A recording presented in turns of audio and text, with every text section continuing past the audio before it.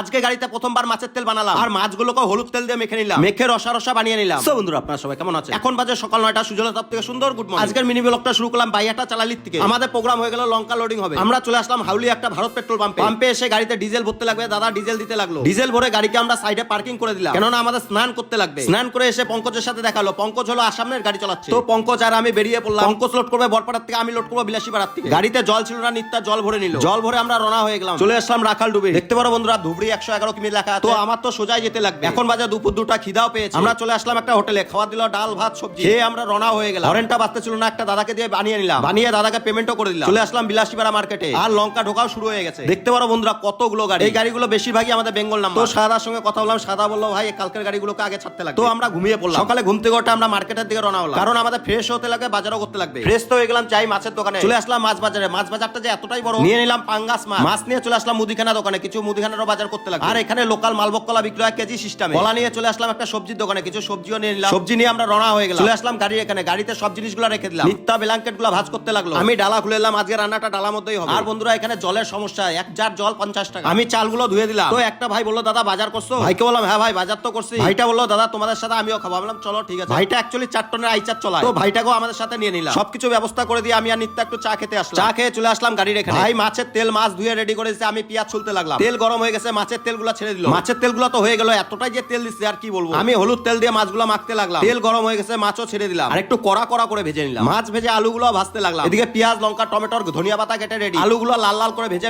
নামিয়ে নিলাম। আলু নামিয়ে আমি পেঁয়াজ লঙ্কা ভাজতে লাগলাম। পেঁয়াজ লঙ্কা লাল লাল করে ভেজে আলুও দিয়ে দিলাম। সবজিটা একটু রসা রসা করে মাছটা ছেড়ে দিলাম, আর একটু নেড়ে দিলাম, কারণ মাছটারও একটু সেদ্ধ হওয়ার দরকার আছে। ফাইনালি আমাদের মাছের সবজি হয়ে গেল। আর এই দাদা দুটোর বাড়ি, একজনের বাড়ি বহরমপুর, একজনের বাড়ি গঙ্গারামপুরে। ওনারাও এখানে লোড করতে এসেছে। তো দাদারা আমার সব ভিডিও দেখে। তো আমাদের সবকিছু রেডি, আমরা স্নান করতে যাবো। তো এখানে একটা জলের টিপকল আছে, কিন্তু এখানকার জলটা খুবই আয়রন, তো আমরা ওই জন্য নদীতে যাবো। এসে প্যান জামাগুলো নোংরা হয়েছিল, ওগুলো আমরা ধুতে লাগলাম। ধুয়ে স্নান করে আমরা রওনা হয়ে গেলাম। আর নিত্যা এদিকে ভাত মাছ বাড়তে লাগলো। মাছের তেলটা দেখতে যতটাই সুন্দর লাগছে, ততটা খেতেও সুন্দর লেগেছে। ফাইনালি আমরা খেতে বসে গেলাম। খাওয়া দাওয়া তো হয়ে গেল, লোডিং হবে সন্ধ্যাবেলা। এখন একটু ঘুমিয়ে পড়বো। আজকের মতো এতটুকু, নেক্সট ভিডিওতে আপনাদের সাথে দেখা হচ্ছে।